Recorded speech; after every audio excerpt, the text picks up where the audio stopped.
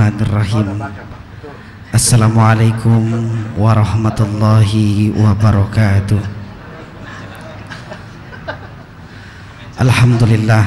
Alhamdulillahirabbil alamin. Wa bihi nasta'in ala umurina waddin. Wassalatu wassalamu ala asyrafil anbiya'i wal mursalin wa ala alihi wa sahbihi ajma'in, amma ba'du. Para jamaah, para hadirin jamaah Masjid Agung Sunda Kelapa yang sama-sama dimulakan Allah Subhanahu wa taala, yang sama-sama kita hormati bersama Ketua Dewan Pengurus Masjid Agung Sunda Kelapa beserta jajaran Dewan Pengurus, dan juga tidak lupa yang sama-sama kita muliakan dan juga kita hormati guru kita pada kesempatan yang penuh mubarakah ini, insyaallah dengan materi studi Al-Quran yang insyaallah langsung akan diisi dan disampaikan oleh Syekh Ali Saleh Ali Jabir. Alhamdulillah Al-Mukarram telah hadir di tengah-tengah kita. Untuk itu para hadirin, para jamaah sekalian, mengawali marilah sama-sama kita panjatkan terlebih dahulu puja dan puji syukur kepada Allah Subhanahu wa taala atas limpahan maghfirah dan juga limpahan nikmat yang telah Allah berikan sehingga kita dapat masih melaksanakan kewajiban kita sebagai umat muslim, yaitu salat maghrib berjamaah, dan dilanjutkan dengan kegiatan rutin kita pengajian ba'da maghrib. Mudah-mudahan ini semua menjadi tabungan amal ibadah kita di akhirat nanti, amin ya rabbal alamin. Dan yang kedua, salawat serta salam semoga selalu kita curahkan kepada baginda Nabi besar kita Nabi Muhammad sallallahu alaihi wasallam beserta keluarga dan juga para sahabat serta tabi'in dan juga kita semua sebagai umat yang setia, mudah-mudahan mendapat syafaat yaumil qiyamah nanti, amin ya rabbal alamin. Para hadirin, para jamaah sekalian, pada malam hari ini insyaallah materi kita studi Al-Quran yang akan disampaikan dan diisi langsung oleh Syekh Ali Saleh Ali Jabir. Untuk itu marilah sama-sama kita awali dan kita buka majelis kita dengan sama-sama membacakan ummul kitab suratul Fatihah. Semoga dengan sama-sama kita membaca suratul Fatihah kita selalu diberikan keberkahan oleh Allah Subhanahu wa taala dan juga kemudahan dalam menerima ilmu agama yang disampaikan oleh guru kita, serta apa yang menjadi hajat kita Allah Subhanahu wa taala mengabulkannya. Ala hadhihi niyyah wa kullu niyatin salihah. Al-Fatihah. A'udzu billahi minasyaitonir rajim. Bismillahirrahmanirrahim. Alhamdulillahirabbil alamin arrahmanir rahim maliki yaumiddin. Iyyaka na'budu wa iyyaka nasta'in. Ihdinas siratal mustaqim. Siratal ladzina an'amta 'alaihim ghairil maghdubi 'alaihim waladdallin. Amin. Amin amin ya rabbal alamin. Para hadirin jamaah Masjid Agung Sunda Kelapa yang dimuliakan Allah Subhanahu wa taala, dan juga para pendengar radio Masjid Agung Sunda Kelapa di frekuensi 15.30 AM yang selalu dimuliakan Allah Subhanahu wa taala. Dan selanjutnya marilah sama-sama kita akan mendengarkan dan melanjutkan pengajian kita studi Al-Quran yang insyaallah langsung akan disampaikan oleh Syekh Ali Saleh Ali Jabir. Kepada yang terhormat kami persilahkan.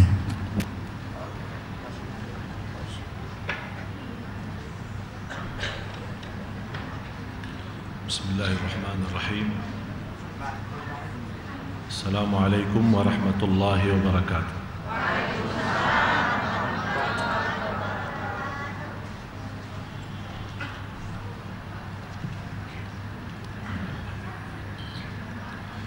Alhamdulillahi rabbil alamin, wa asyhadu an la ilaha illallah wahdahu la syarika lahu waliyus salihin, wa asyhadu anna sayyidana wa nabiyyana Muhammadan abdullahi wa rasuluhu as-sadiqul amin. Allahumma salli wa sallim wa barik ala sayyidina Muhammad wa ala alihi wa sahbihi wa man tabi'ahum bi ihsanin ila yaumiddin.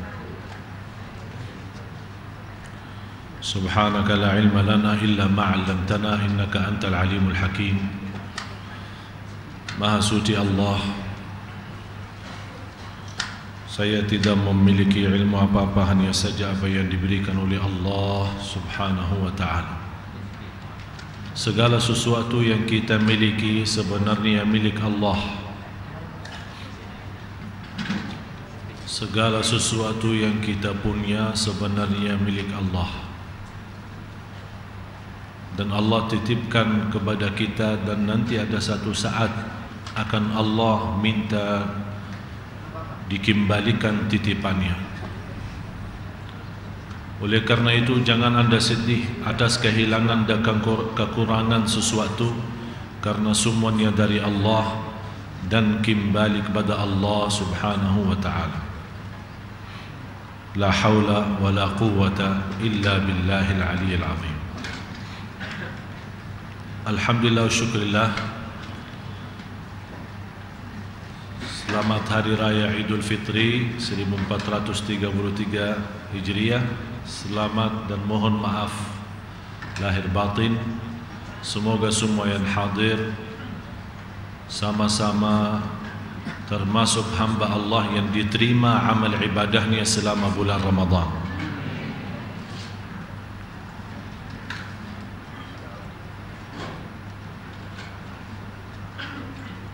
Untuk malam ini saya milih satu tema yang sangat dibutuhkan, apalagi di zaman ini yang banyak godaannya dan banyak fitnahnya. Surat Fussilat surah 41 mulai dari ayat 30 sampai 33. A'udzu billahi minasy syaithanir rajim. Innal ladzina qalu rabbuna Allah thumma istaqamu tatanazzalu 'alaihimul malaikatu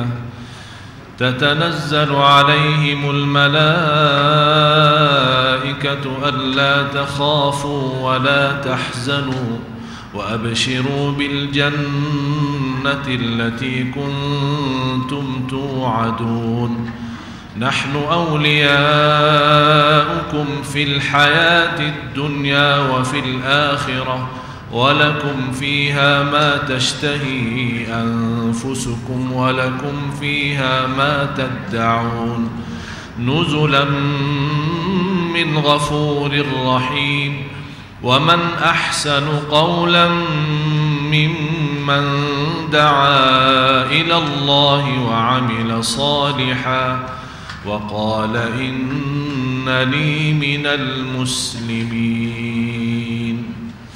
صدق الله العظيم. Marilah sama-sama kita menhayati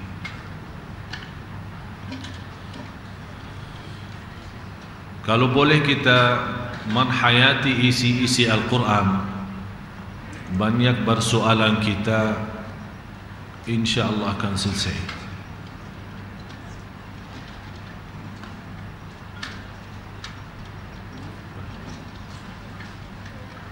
Terjemahan. Oh, sudah di bawah mic-nya lagi. Allah Subhanahu wa ta'ala menjelaskan di ayat ini hal-hal ahli istiqamah. Kalau jamaah sekalian melihat jumlah orang Islam, tidak usah kita berkata sedunia, tapi di Indonesia saja. Saya yakin 80-90% orang Islam lahir ke dunia ini atas agama Islam. Tidak usah kita hitung yang mu'allaf. Yang saya maksud orang yang dilahirkan atas Islam dan iman. Artinya kita lahir ke dunia memiliki orang tua dua-duanya Islam. Memang terbiasa, walaupun kita tidak belajar sama sekali Islam dan tidak pernah mendalami ilmu Islam, hukum-hukum Islam, fikih-fikih Islam, tapi karena orang tua kita Muslim, kita menjadi orang Islam. Dan setiap anak Adam yang dilahirkan atas suci, yang dimaksud suci adalah agama Islam. Yang merubah agamanya dan kesuciannya adalah orang tuanya. Intinya Bapak Ibu, kita menjadi orang Islam tanpa kita minta kepada Allah. Jelas? Kita orang Islam tanpa kita minta kepada Allah. Kira-kira apakah di antara kita yang pernah minta waktu dia masih di alam arwah, belum lahir ke dunia, dia pernah minta sama Allah, ya Allah jadikan saya orang Islam? Tidak.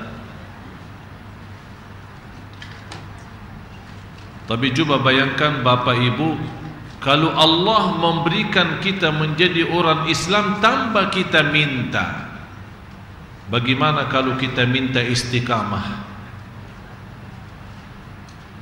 Jadi persoalan sebenarnya bukan kita menjadi orang Islam, tapi yang perlu kita fikirkan adalah bagaimana bisa istiqamah atas Islam dan iman, apalagi saat kita menghadapi banyak godaan dan banyak fitnah. Rasulullah sudah menjelaskan di hadis yang sahih, ada seorang muslim yang malam hari dia mukmin kepada Allah, tapi pagi hari sudah kafir, bisa rubah agama. Oleh kerana itu sebanyak doa Rasulullah SAW di waktu sujud maupun di luar salat selalu, ya muqallibal qulub thabbit qalbi ala dinik, yang membola balik hati manusia, tetapkan hatiku atas agamamu ya Allah. Ini doa Nabi kita, apalagi kita. Dan tidak usah memfikirkan bagaimana mati, karena kita mesti jelas dan yakin akan meninggal dunia. Tapi yang perlu kita fikirkan, bagaimana cara kita meninggal dunia, bagaimana cara kita menghadapi kematian. Ini semuanya dengan kenikmatan istiqamah kita terjamin mendapatkan husnul khatimah. Dengan kenikmatan istiqamah terjamin dari godaan dan fitnah dunia. Dengan kenikmatan dan kemuliaan istiqamah dapat berlindungan dari Allah Subhanahu wa taala. Innal ladzina qalu rabbuna Allah thumma istaqamu. Artinya Bapak Ibu, menurut ayat ini tidak cukup beriman, tapi istiqamah atas keimanan. Oleh karena itu kalau ada seorang meminta kepada Allah panjang umur, jangan mencukupi doa itu dalam panjang umur saja, tapi minta ya Allah panjang umur dalam istiqamah taat kepadamu. Ini yang paling penting. Kalau kita istiqamah taat kepada Allah, terjamin sihat wal afiat. Tapi kita selalu berdoa, ya Allah panjang umur, sihat wal afiat, lupa istiqamah taat dan istiqamah iman. Dan lebih mahal istiqamah iman Islam daripada nikmat sihat wal afiat.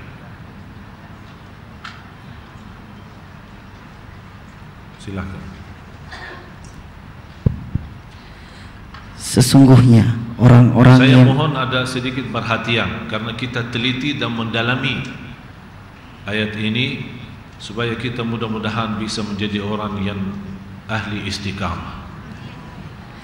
Sesungguhnya orang-orang yang mengatakan Tuhan kami ialah Allah, kemudian mereka meneguhkan pendirian mereka, maka malaikat akan turun kepada mereka dengan mengatakan, janganlah kamu merasa takut dan janganlah kamu merasa sedih, dan bergembiralah kamu. Cukup perlahan-lahan, pelan-pelan.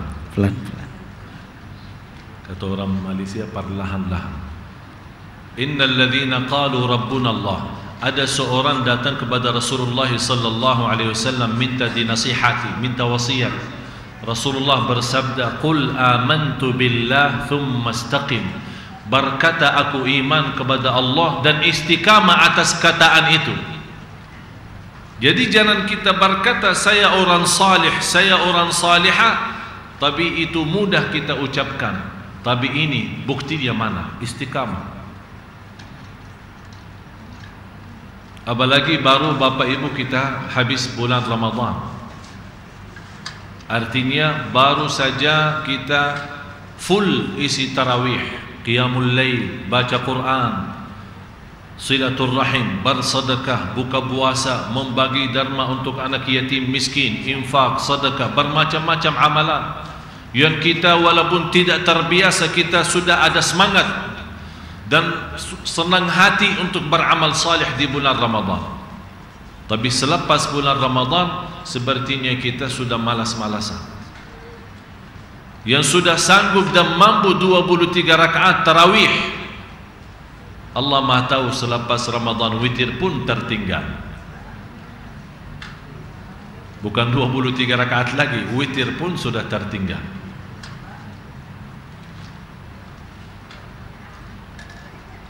Innal ladzina qalu rabbuna Allah thumma istaqamu. Istiqamah. Apa yang mereka dapatkan? Tatanazzalu alaihimul malaikah. Ahli istiqamah ditemani oleh malaikat. Berarti Bapak Ibu kita punya dua pilihan. Mau ditemani oleh malaikat atau ditemani oleh iblis? Mau yang mana? Kalau tidak ada malaikat, jelas ada. Kalau malaikat ada, tidak mungkin iblis dan syaitan mau menemani kita. Tapi saat malaikat tidak ada, baru iblis masuk dan syaitan menggoda kita. Bagaimana bisa kita mendatangkan malaikat secara rutin, temani kita terus, bukan saat kita meninggal, malah sepanjang hayat kita dan sampai kita mau menghadapi kematian, mereka malah mendatang dan membawakan berita baik bagi kita. Itulah tatanazzalu alaihimul malaikah. Apa yang diucapkan oleh malaikat kepada orang ahli istiqamah? Terus maka akan turun malaikat kepada mereka dan mengatakan, janganlah kamu merasa takut dan janganlah kamu merasa sedih. Indahnya Allah berfirman takut dan sedih. Jangan takut, jangan sedih. Kenapa di sini takut duluan daripada sedih?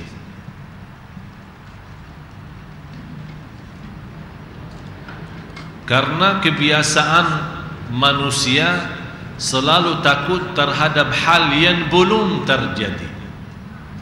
Artinya istilah lain terhadap hal ke depan, masa depan, besok.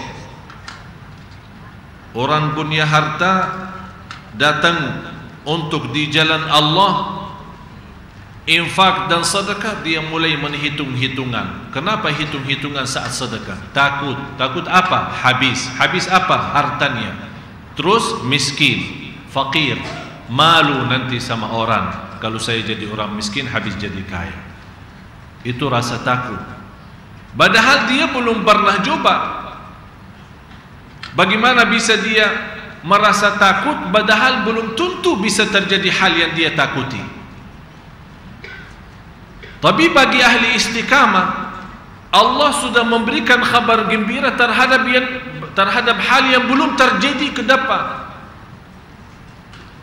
Kalau kamu fikirkan masa depan, masa soal kematian, soal kubur, soal sirat, soal neraka, soal surga dan hisab dan yang lain-lain, itu yang hal-hal yang lebih dahsyat daripada keburukan dunia. Malaikat datang memberikan kabar gembira bagi ahli istiqamah, jangan takut.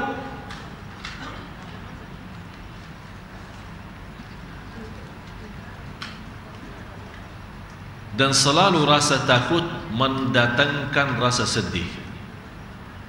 Oleh karena itu di sini sedih dia tidak datang sendiri. Berbuat hal salah takut dihukumkan jadi sedih. Begitu dia mendengar sesuatu peristiwa atau bisa sakit, takut sakitnya jadi parah, akhirnya menjadi sedih. Boleh bermacam-macam hal. Jadi yang mengakibatkan kesedihan adalah rasa takut. Tapi bagi ahli istiqamah, Allah menenangkan hati mereka, jangan takut terhadap hal yang akan terjadi, dan juga jangan sedih terhadap hal-hal yang sudah lalu.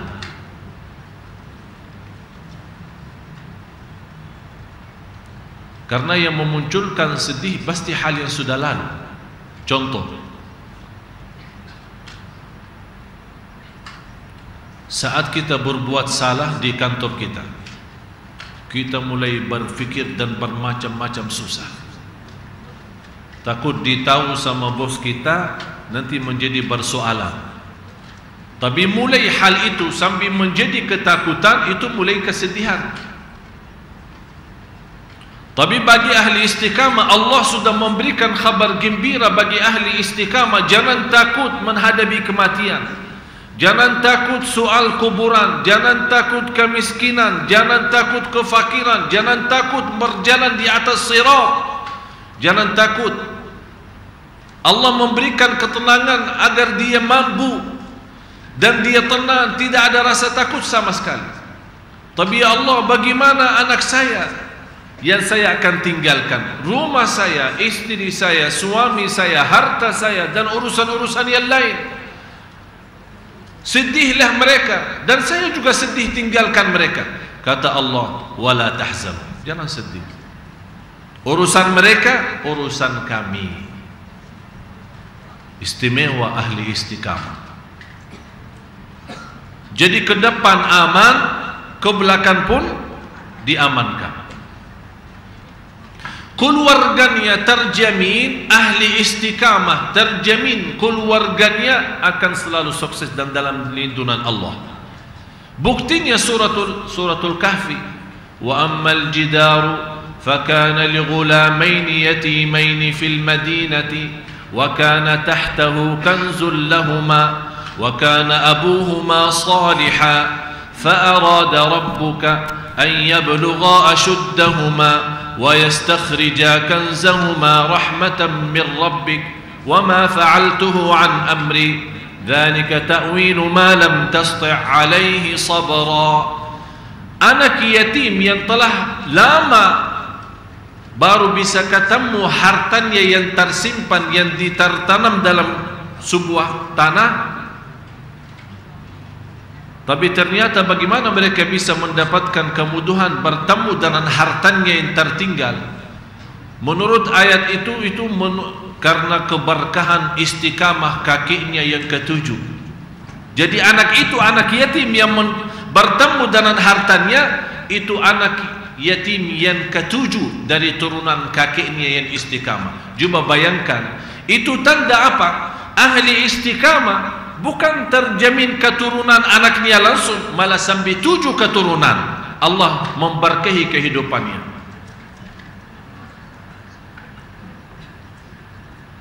Saya pernah mendengar seorang berkata, alhamdulillah saya mendapat kekayaan sampai 7 keturunan. Dia merasa sudah aman dengan kekayaan yang sudah ada. Dia belum tahu bisa kun fayakun, habis semuanya. Tapi dengan istiqamah kita terjamin Allah berkahi rizki kita, berkahi badan kita, berkahi ibadah kita, dan keturunan kita sampai ke-7. Walaupun anak kita dia tidak bekerja dan tidak berusaha, itu harta kakinya yang ke-7 boleh dinikmati oleh cucunya yang ke-7. Itu kenikmatan dan kemuliaan istiqamah. Apakah hanya di situ saja bagi orang istiqamah? Tidak. Bukan hanya Allah mengingatkan dan menenangkan hati mereka dengan jangan rasa takut, jangan rasa sedih atas apa yang kamu tinggalkan, soal harta, keturunan, anak, cucu, keluarga. Lebih mulia daripada 2 hal itu, Allah memberikan kabar gembira bagi ahli surga. Dijadikan bagi mereka itu surga. Wa abshiru bil jannati allati kuntum tu'adun, dan bergembiralah kamu dengan memperoleh surga yang telah dijanjikan Allah kepadamu. Yang telah dijanjikan oleh Allah Subhanahu wa taala. Tapi mohon maaf jamaah sekalian, sepertinya yang paling sulit kita hadapi bukan soal iman, bukan soal bisa salat malam, bukan soal bisa baca Quran dan baca Yasinan, dan bukan soal-soal amal salih yang lainnya, tapi istiqamah atas kesalihan itu yang dihadapi oleh banyak jamaah. Saya selalu terima telefon, SMS, BB itu banyakkan yang menjelaskan bagaimana ini istiqamahnya. Kok sekarang kok malas-malas salat malam? Yang sudah 3 kali khatam Al-Quran di bulan Ramadan, kok sekarang bisa seminggu 2 minggu tidak pernah megang Quran? Kok ada apa? Karena keistimewaan istiqamah Allah berikan dengan balasan yang istimewa. Alla takhafu wa la tahzanu wa abshiru bil jannati allati kuntum tu'adun. Jangan takut, jangan sedih, dan gembiralah terhadap surga yang Allah telah janjikan. Hanya di situ saja. Masih ada yang keempat. Nahnu awliya'ukum fil hayati dunya. Hanya di dunia saja. Wa fil akhirat, di akhirat. Coba. Kamilah pelindung-pelindungmu dalam kehidupan dunia dan di akhirat. Bapak Ibu semua kan harap berlindungan dalam segala hal. Perlindungan diri, perlindungan dalam keluarga, rumah tangga, suami, istri, keturunannya, hartanya, usahanya, ibadahnya, semua. Dalam lindungan dalam segala hal, lahir dan batin. Ini terjamin bagi ahli istiqamah, berlindungan di dunia. Hanya di dunia saja. Terus di akhirat bagaimana? Wa fil akhir. Berarti coba berapa sudah mendapatkan ahli istiqamah? Yang pertama, jangan takut. Yang kedua, jangan sedih. Yang ketiga, gembiralah terhadap surga. Yang keempat, perlindungan di mana? Di dunia. Yang kelima, di akhirat. Sudah habis? Belum. Terus? Di dalamnya kamu memperoleh apa yang kamu inginkan, dan memperoleh pula di dalamnya apa yang kamu pinta.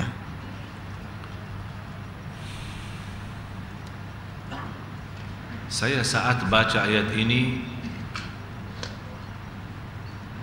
jujur saja hampir 20 menit saya berhenti ini. Walakum fiha ma tashtahi anfusukum. Kenapa dibawakan kata tashtahi anfusukum? Bisa ulang lagi? Di dalamnya kamu memperoleh apa yang kamu inginkan. Apa yang kamu? Berarti di dalam surga bagi ahli istiqamah, apa yang dia inginkan, belum minta kan? Itu keinginan itu selalu ada di mana? Di dalam hati, di dalam jiwa, di dalam nafsu. Istilahnya syahwat. Tapi selalu kita mendengar kata syahwat itu selalu negatif. Tapi kalau di surga itu bukan negatif. Kalau syahwat itu positif. Yang saya mendapatkan habis saya berfikir dan mendalami ayat ini, Allah subhanahu wa ta'ala membuka hati saya menurut ayat ini. Walakum fiha ma tashtahi anfusukum. Saat kita di dunia menahan hawa nafsu, tidak melanggar aturan Allah dan tidak melanggar perintah Allah, akan Allah hargai nafsu kita dan diberikan sesuai syahwatnya dan keinginannya. Karena mulai kita berlaku satu hal di dunia itu mulai hawa nafsu, ada keinginan sebelum menjadi berlakuan, sebelum menjadi amalan. Ada nafsu, ada syahwatnya. Tapi karena nafsu dan syahwat punya keinginan, tapi ternyata keinginan ini bisa mendapatkan kemurkaan Allah, saya rubah. Saya tetap kembali kepada istiqamah Islam iman. Istiqamah menjalankan perintah Allah, di antaranya sabar atas hawa nafsu. Allah akan balas hawa nafsu kita yang punya keinginan nanti di surga. Allah akan berikan tambah kita minta. Hanya terbayang, hanya terisi dalam keinginan. Ingin sesuatu dalam hati kita, artinya bisikan-bisikan jiwa. Belum muka mata, sudah terlihat di depan mata kita. Subhanallah.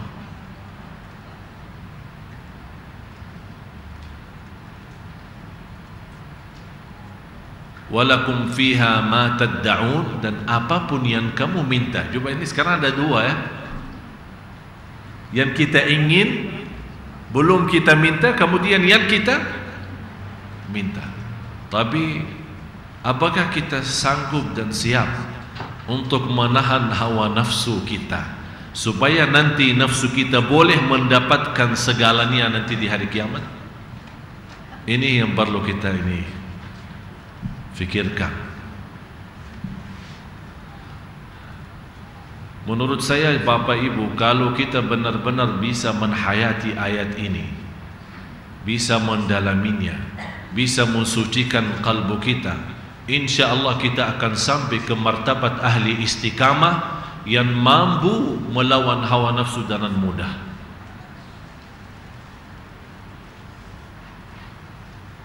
Walakum fiha ma tad'un. Jadi kembali lagi, apa yang didapatkan oleh ahli istiqamah, jangan takut. Satu. Yang kedua, jangan sedih. Yang ketiga, gembira terhadap surga Allah. Yang keempat, perlindungan di dunia. Yang kelima, perlindungan di akhirat. Terus yang keenam, akan Allah berikan segala keinginan kita. Hanya keinginan. Yang ketujuh, dan apa yang kita minta.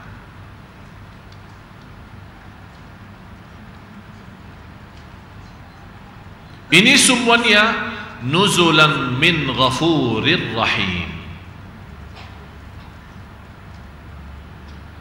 Sebagai hidangan bagimu dari Tuhan yang Maha Pengampun lagi Maha Penyayang. Ini hidangan dari siapa? Luar biasa. Kalau ada hidangan dari sultan atau raja, bagaimana? Senang gak?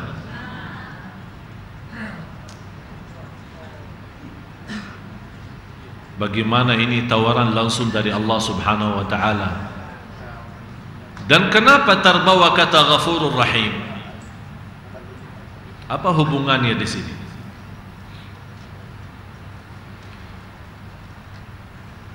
Kalau orang-orang yang bersungguh-sungguh ingin menjadi orang yang ahli istiqamah, dalam menjalankan istiqamah itu pasti ada kekurangan dan kesalahan. Jangan takut soal kekurangan dan kesalahan. Selama ada anda semangat dan sungguh-sungguh menjadi orang istiqamah, kekurangannya dan kelemahannya Allah Maha menampung.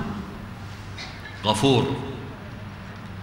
Tapi mendapatkan alla takhafu wa la tahzanu, dan gembira terhadap surga dan perlindungan dunia dan di akhirat, kemudian Allah akan berikan segala keinginan kita, dan apa yang kita minta itu karena Allah Maha Rahim. Sesuai dasar hadis yang sahih, Rasulullah sallallahu alaihi wasallam menyuruh kita untuk beramal saleh. Karena sesungguhnya tidak akan orang masuk surga dengan amal saleh begitu saja. Tapi masuk surga karena rahmat Allah. Jadi saat kita mendapatkan surga Allah tapi masih ada banyak dosa dan maksiat, itu karena Allah Maha menampun. Walaupun kita belum pantas menjadi ahli surga, tapi karena Allah Maha Rahim. Jamaah sekalian, ingat ini satu kata, satu nasihat atau satu kata, masuk surga karena rahmat Allah. Martabat kita di dalam surga karena adil Allah. Sudah jelas bedanya? Masuk surga, mulai masuk surga karena rahmat Allah. Jadi jangan anda berfikir karena saya 24 jam ibadah harus saya masuk surga. Tidak ada berfikir seperti itu. Tapi kita bersemangat ibadah, istiqamah lahir batin, dan juga masih merasa diri, ya Allah, saya belum pantas menjadi ahli surgamu.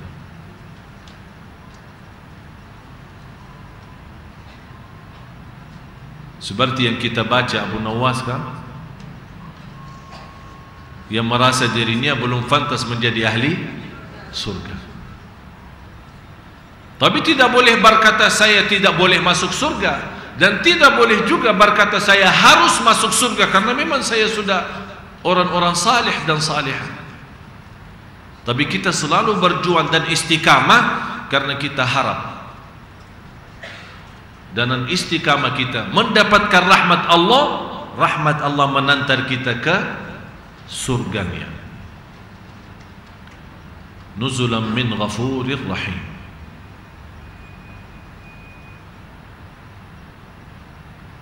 Saya berfikir masuk surga karena rahmat Allah,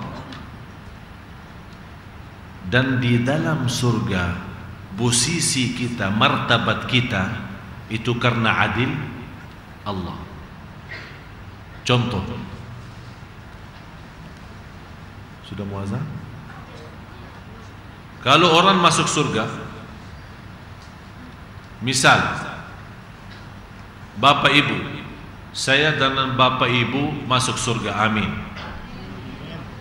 Semuanya karena rahmat Allah. Di antara kita ada yang lebih takwa daripada saya. Saya punya keyakinan di antara Bapak Ibu yang hadir malam ini di sisi Allah lebih baik daripada saya. Tapi coba seandainya, dan insya Allah mudah-mudahan kita sama-sama masuk surga. Kalau soal rahmat Allah, tidak ada beda antara saya dengan Bapak Ibu. Kalau mau masuk surga, tidak ada beda antara saya sama Bapak Ibu, karena semuanya masuk surga karena rahmat Allah. Tapi kalau sudah di dalam, ini ada beda. Maaf, yang lebih takwa akan lebih tinggi. Oh, ternyata Syekh Ali tidak salat malam, tapi ibu-ibu salat malam. Oh, maaf, jadi ibu-ibu di atas, walaupun yang ceramahin setiap malam itu Syekh Ali sendiri. Walaupun saya yang ceramahin, saya yang bagi ceramah, saya menyampaikan nasihat, tapi bisa jadi antara Bapak Ibu yang lebih tinggi posisinya di dalam surga, karena di situ tidak ada rahmat Allah kalau sudah di dalam. Yang berlaku di dalam surga adalah adil Allah.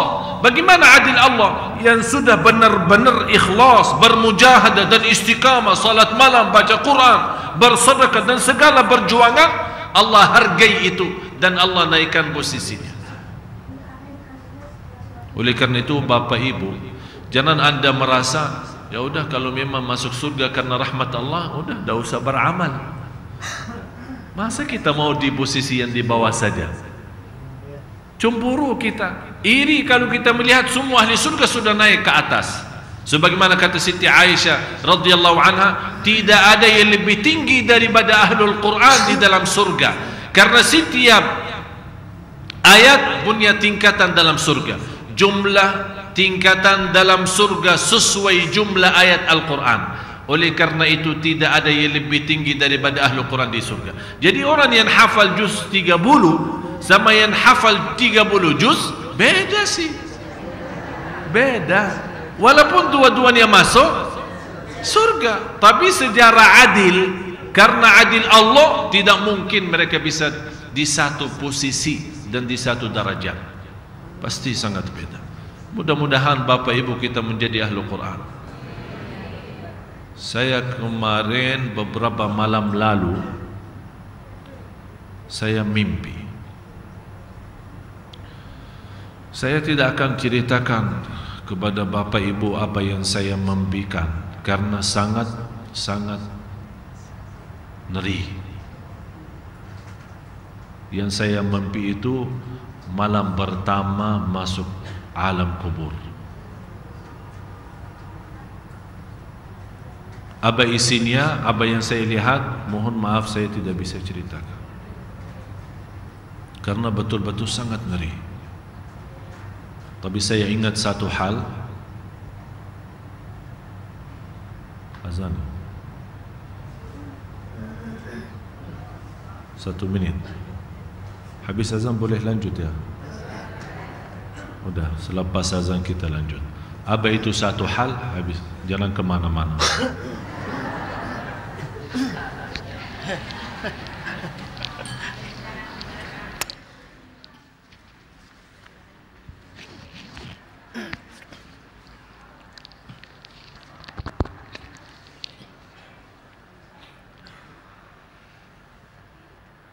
Allahu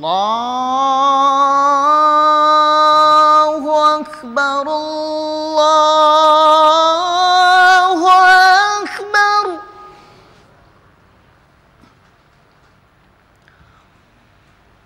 Allahu Akbar, Allahu Akbar. أشهد أن لا إله إلا الله.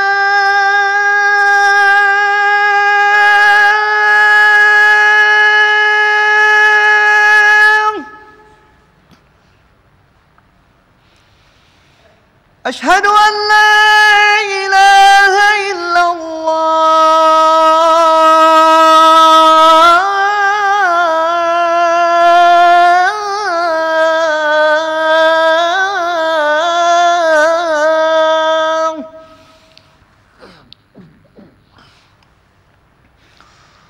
أشهد أن محمدًا رسول الله.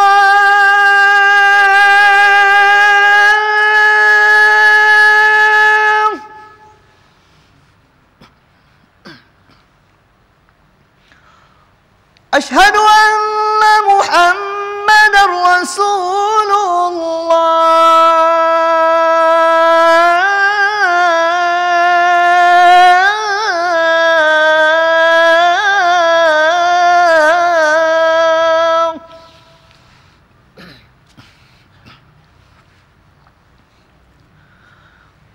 حي على الصلاة.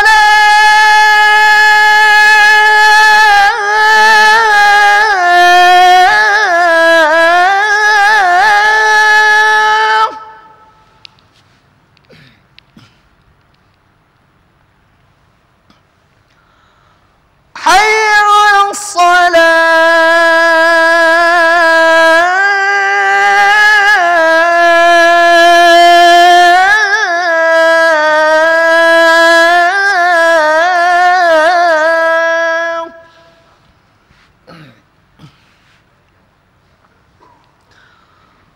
حي على الفلاح.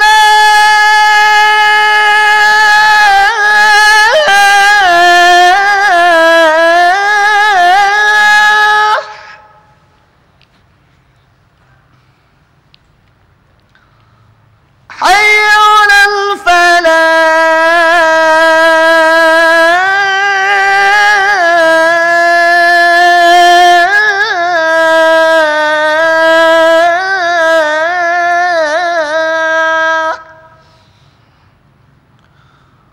الله أكبر، الله أكبر. لا إله إلا الله. لا إله إلا الله محمد رسول الله صلى الله عليه وسلم. اللهم رب هذه الدعوة التامة والصلاة القائمة آت سيدنا محمدا الوصيلة الفضيلة الشرف والدرجة العالية الرفيعة وابعثهم مقاما محمودا الذي وعدته إنك لا تخلف الميعاد.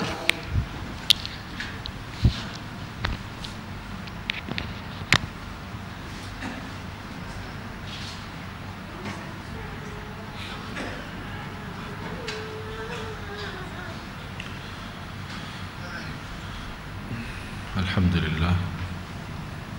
اللهم صل على سيدنا محمد وعلى آل سيدنا محمد.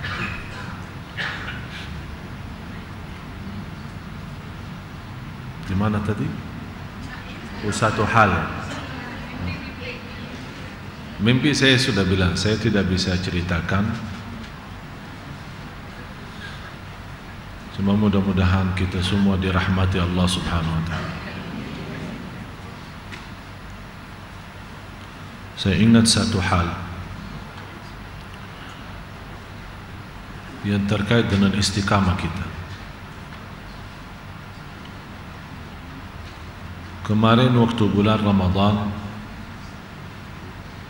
malam Lailatul Qadar,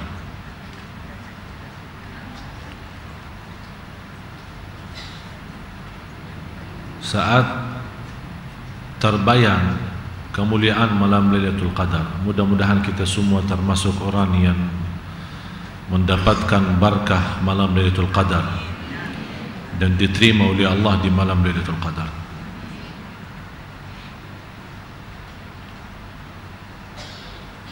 Di malam Lailatul Qadar segala takdir kita sepanjang tahun diturunkan.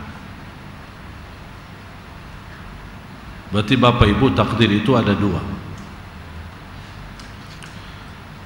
Takdir kita waktu kita masih di alam arwah, belum ada apa-apa, belum ada bumi, belum ada langit, belum ada dunia, belum ada apa-apa, belum ada malaikat, belum ada sesuatu. Pertama kali Allah menciptakan al-qalam dan diperintahkan oleh Allah untuk menulis semua apa yang terjadi, yang akan terjadi sampai hari kiamat.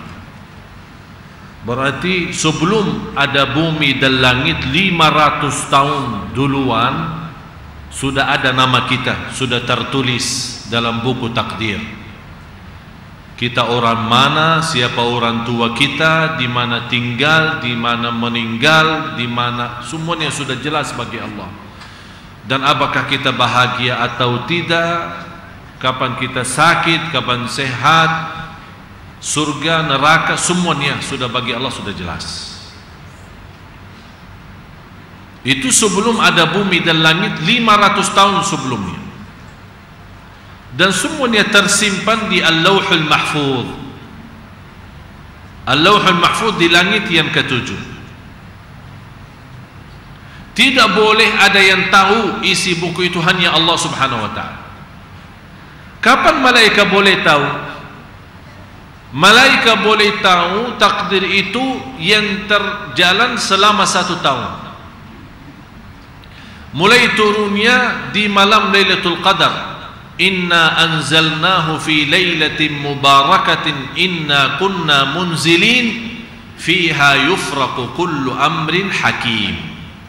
Di malam Lailatul Qadar itu akan Allah turunkan segala takdir kita sepanjang tahun, dan malaikat boleh tahu tugasnya masing-masing. Malaikat yang membawa rizki, malaikat hujan, malaikat angin, malaikat bermacam-macam. Di antara malaikat adalah malaikatul maut.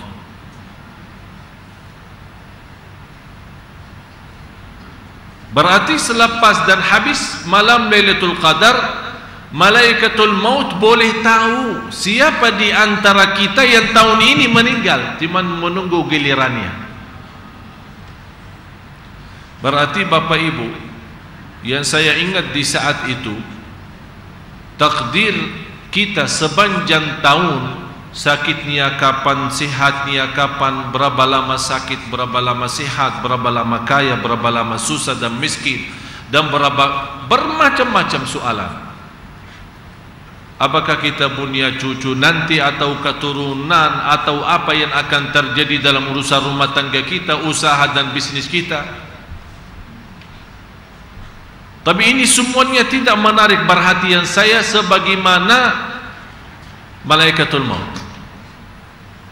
Saya tidak takut bersoalan rezeki sepanjang tahun, saya tidak takut ada soalan rumah tangga, saya tidak takut soal anak dan keturunan.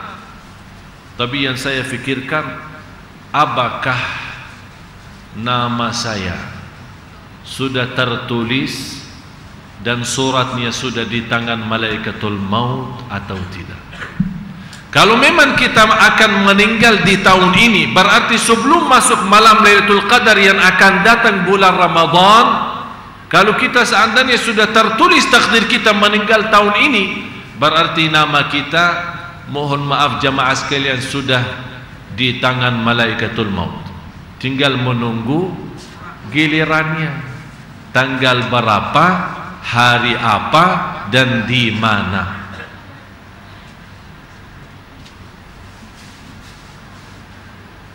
Saya tidak yakin, dan saya tidak bisa, dan anda semua tidak bisa tahu apakah nama kita sudah di tangan malaikatul maut atau tidak. Kalau masih kita punya umur, bertemu malam Lailatul Qadar yang akan datang, berarti syukur Bapak Ibu, malaikatul maut belum tahu nama kita.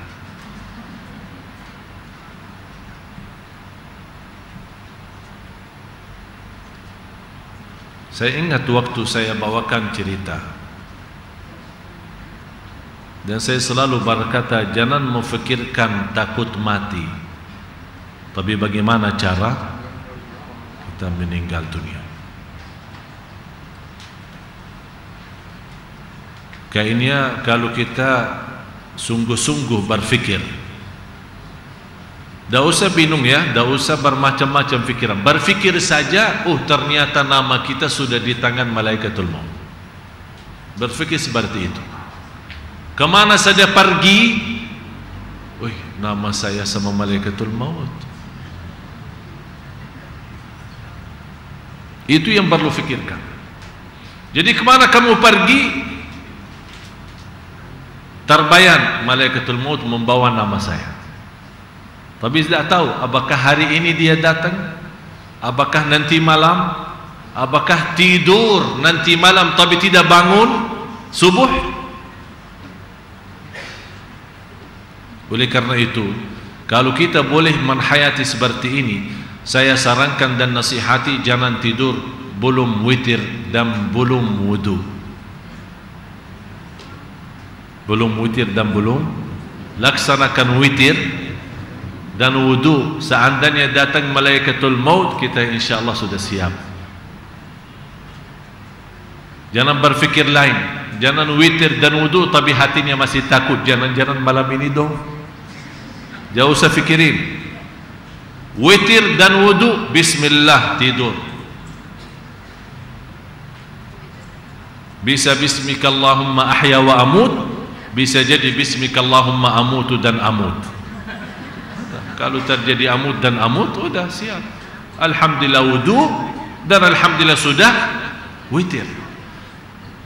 Kenapa Sayyidina Umar bin Khattab dia selalu menjaga witir sebelum tidur? Padahal kita sama-sama belajar di salat malam, termasuk witirnya lebih baik di ujung malam, di akhir malam, sepertiga akhir.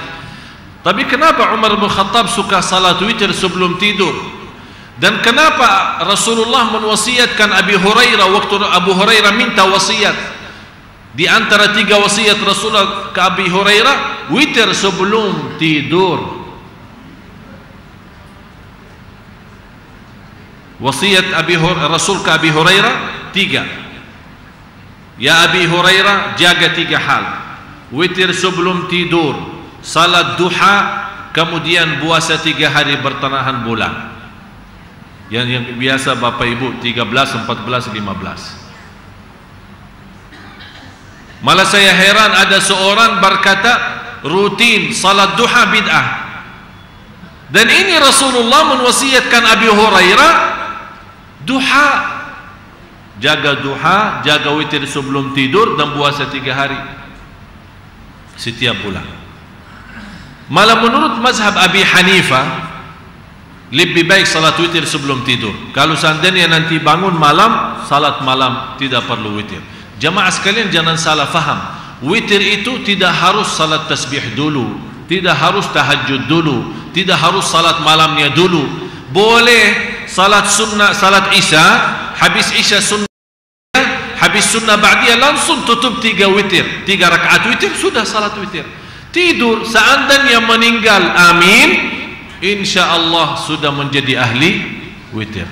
Kok saya bilang amin tadi ya? Maksud saya amin bukan meninggal, aminnya ahli witirnya. Ambil positifnya bapak-bapak, ibu-ibu, jangan ambil negatifnya. Kok amin? Amin maksudnya ahli witir. Jadi seandainya kalau kita sudah saatnya, kita sudah ditulis di buku amal kita ahli witir. Jadi saya mohon jamaah sekalian, mulai malam ini kita sama-sama memfikirkan. Jangan bertanya apakah nama saya sudah dibawa oleh malaikatul maut atau tidak, tapi yakinilah nama saya sudah di tangan malaikat maut. Ada seorang pemuda, kalau tidak salah pernah saya cerita ya, belum ya? Saya akhiri cerita ini, kemudian kita tutup doa. Ada seorang pemuda masih menghayati dan memfikirkan cita-citanya banyak, masa depannya banyak urusan. Belum nikah, belum punya rumah, belum punya mobil, bermacam-macam. Begitu dia lagi masih membayangkan, memfikirkan, tiba-tiba datang kematian. Dia kaget, dia belum kenal. Ini siapa? Kata kematian, saya maut.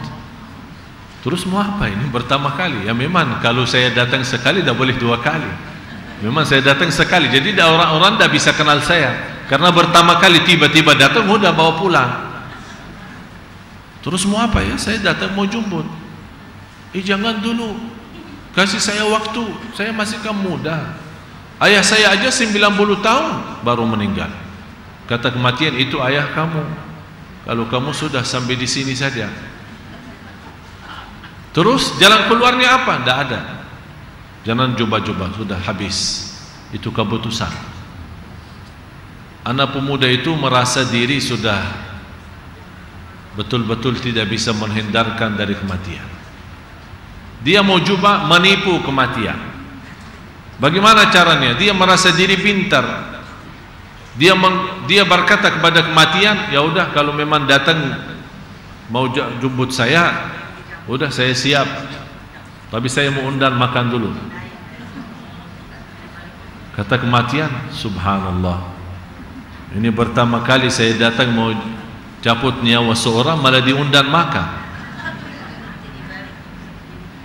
Ya udah, kata kematian, boleh-bolehlah. Habis diundang makan, anak muda itu menaruh dalam makanannya itu obat tidur. Karena dia sudah melihat dalam surat kematian itu namanya di atas. Habis dia memberikan obat tidur, malah kematian ketiduran. Disitulah pemuda itu mengambil kesempatan, ambil surat itu, dia corek namanya yang di atas, jadikan di bawah, supaya masih ada waktu lama lagi. Tidak lama sadar kematian. Dan dia berkata, luar biasa, pemuda tapi pelayanannya luar biasa. Dikasih makan dan dibiarkan saya istirahat, tidak mengganggu tidur saya. Saya mau balas kebaikan kamu. Jadi karena kamu terlalu baik sama saya berusaha membalas kebaikan. Saya tidak jadi mencabut nyawa orang yang dari atas, saya mau ambil nama-nama dari bawah.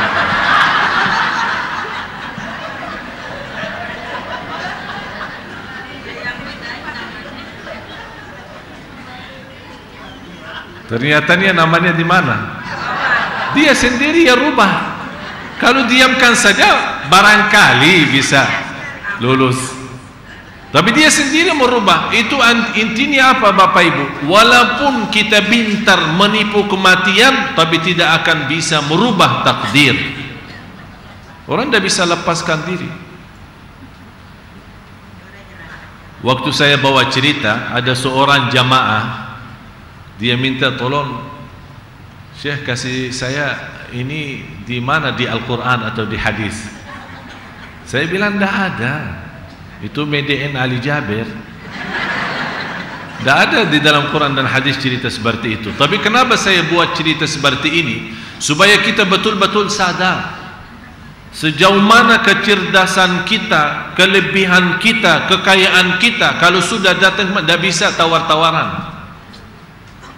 Walaupun kita pintar menipu kematian, menipu malaikat maut, tapi tidak akan bisa menipu Allah Subhanahu wa taala dan merubah takdir. Oleh karena itu jamaah sekalian, marilah kita sama-sama berbanyak istighfar dan istiqamah. Dan selalu saya menekankan kepada jamaah, istiqamah baca Al-Quran. Jangan sampai lewat satu hari belum baca Al-Quran. Saya kemarin terima satu BB dari guru saya di Madinah. Habis banyak periksaan dalam surat Yasin, ternyata Bapak Ibu, Yasin ini salah satu surah yang punya kelebihan dari sisi susunan hurufnya, menambah kecerdasan seorang.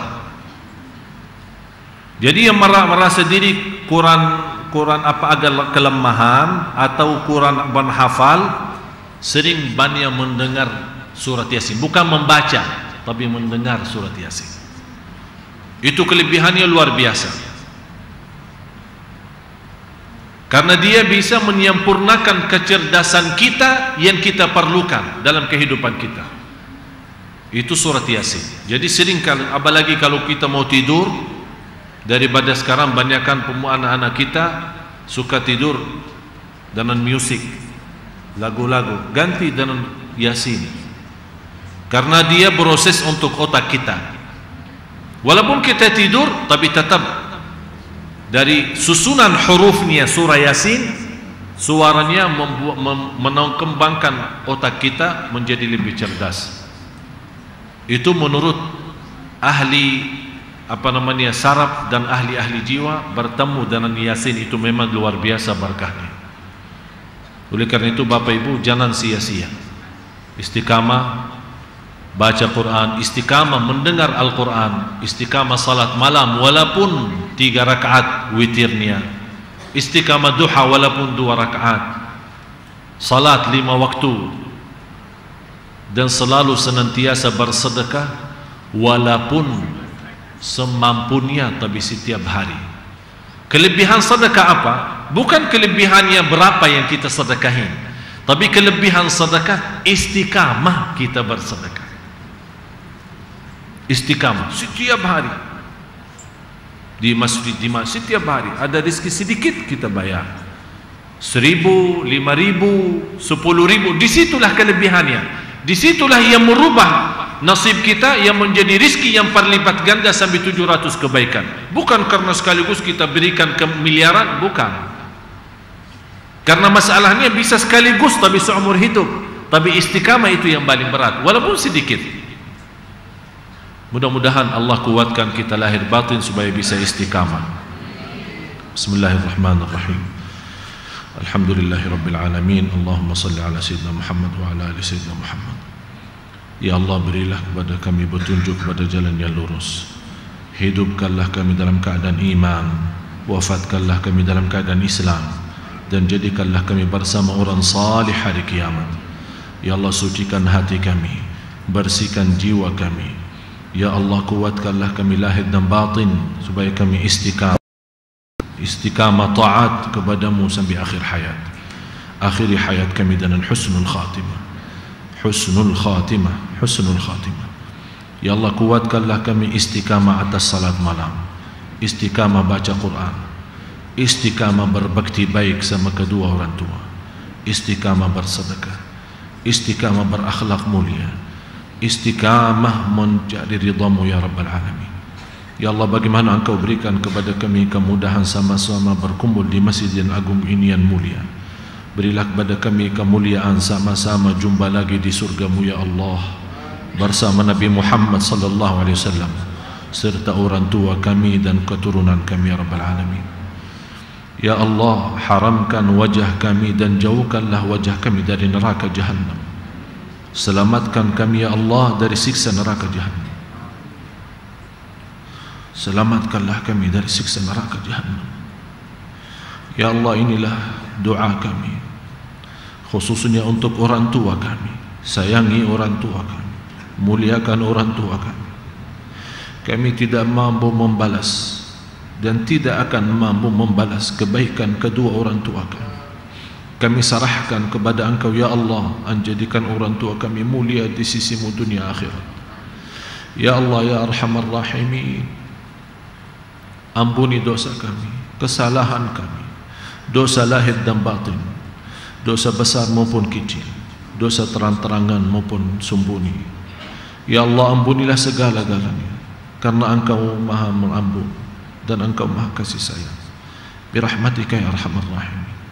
Ya Allah, inilah doa kami, inilah permohonan kami, inilah doa kami, inilah permohonan kami. Kami mohon ya Allah diijabah, kami mohon ya Allah dikabulkan.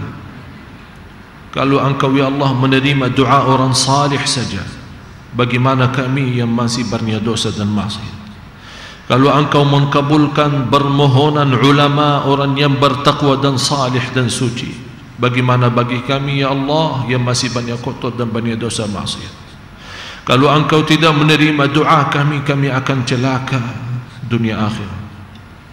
Ya Allah, kami sangat mengharapkan dan memohon Engkau ya Allah kasih sayang kepada kami dan menerima permohonan kami, dan dipenuhi segala hajat kami, hajat lahir, hajat batin, hajat dunia, hajat akhirat, hajat rumah tangga kami, hajat suami, hajat istri kami, hajat ya Allah anak dan keturunan kami, anak cucu kami ya Rabbal Alamin. Birahmatika ya Arhamar Rahimin, ya Arhamar Rahimin. Ya Allah, jadikan kami di sisimu bahagia dan selamat dunia akhirat ya Rabbal Alamin. Rabbana atina fid dunya hasanah wa fil akhirati hasanah wa qina adzaban nar wa qina adzaban nar wa qina adzaban nar wa adkhilna al jannata ma'al abrar ya aziz ya ghaffar ya Rabbal Alamin. Wa sallallahu ala sayyidina wa nabiyyina Muhammad wa ala alihi wa sahbihi wa sallam. Wa akhiru da'wana alhamdulillahi rabbil alamin. Subhanakallahumma bihamdik, asyhadu an la ilaha illa anta, astaghfiruka wa atubu ilaik.